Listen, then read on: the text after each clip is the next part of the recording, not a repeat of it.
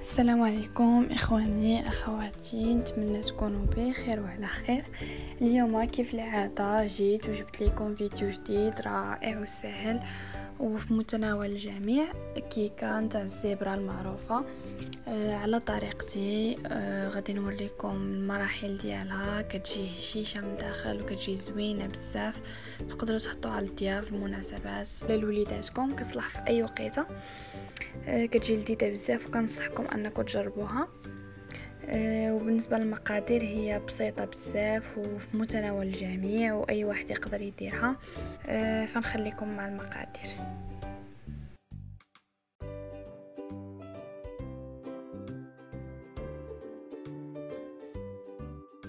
وبالنسبه للمقادير كما قلت لكم راها بسيطه بزاف، فنبداو على بركه الله. غادي يكون عندنا كاس ديال الزيت، وعندنا كاس ديال سنيده او سكر سنيده، عندنا ياغورت طبيعي، عندنا 5 ديال البيضات، وهنايا عندنا 2 خنيشات ديال سكر لافاني و3 الخنيشات ديال خمره حمراء، وعندنا حامضه محكوكه، قشور حامض محكوك باش تجي النسمه ديال الحامض كتجي زوينه. وكنديروا حتى نكهه ديال بودرات الكاكاو المر. الا ما كانش متوفر عندكم فكنديروا الكاكاو العادي. فنبداو على بركه الله. غادي نديروا 5 ديال البيضات في اناء، نديرهم كاملين. فبالنسبه للنكهه ممكن انكم ديروا قشور ديال برتقال ولا قشور حامض، كيجي النكهه ديالو زوينه بزاف.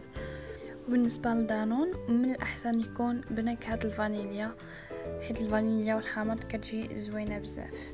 ونضيفوا المكونات الباقيين، الزيت وسنيده والياغورت وحتى الفانيليا وحتى نكهه الحامض. غادي نخليو غير خماره حمراء، ونخليو البودره ديال الكاكاو اللي نخليوهم هما التوالى.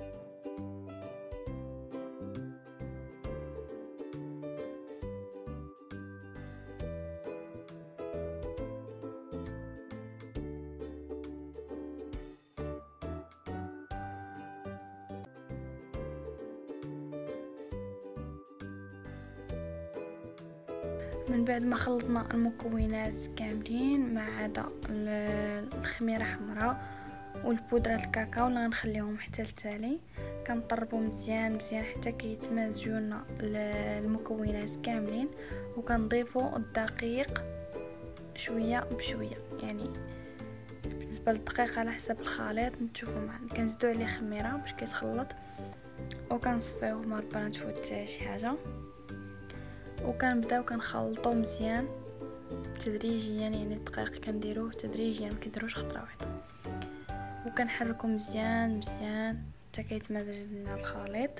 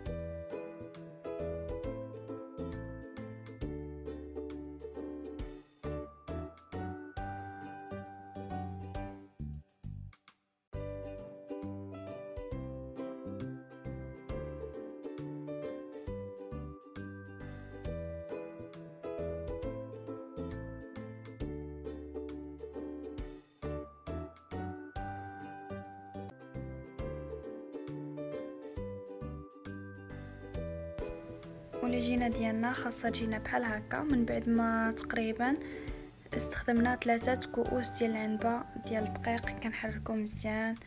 بعد ما كنحركو مزيان كنفرقوا العجينه على 2 خليط في جهه والنص الاخر في جهه اخرى، ونزيدو عليه النكهه ديال بودره الكاكاو المور، وكنخلطو باش كيعطينا لي كولور نكهه ديال الحامض والفانيليا ونكهه ديال الكاكاو. كيجي غزال ورائع لا شكلا ولا مذاقا، كيجي زوين. وكنبداو كنخلطوا البودره مع العجين ديالنا، كنحركو مزيان، كنخلطو حتى كيتمرز لنا كامل ما كتبقى حتى عجينه في الاصفر باش كيولي لنا لهذا الشكل هذا. من بعد ما كنشوفوا الطاوه ديالنا اللي غندخلوها الفران، كندهنوها بشويه ديال الزيت وكنديروا عليها الدقيق باش ما تلصقش لينا الكيكه ديالنا. وكنبداو كنديروا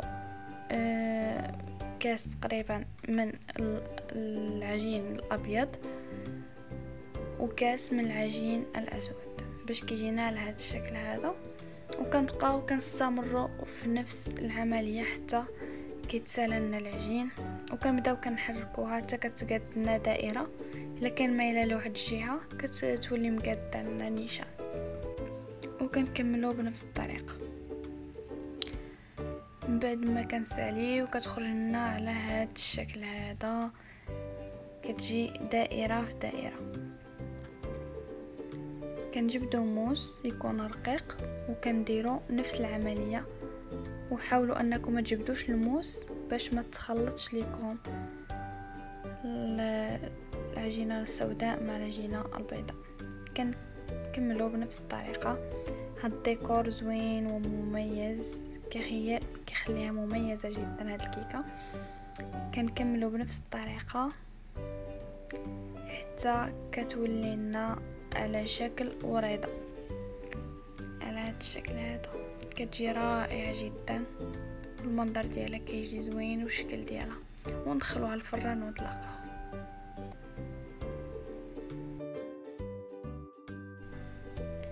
ها هي من بعد ما دخلتها الفران تحمرات ليها من واحد الجهه، ولكن صدقات زوينه بزاف. كتبقى على هذا الشكل هذا. واخا كتجي غليظه شويه ما كتجيش معجنه نهائيا، كتجي زوينه ولذيذه. انا غادي نقطعها معكم وغادي تشوفوا الشكل ديالها.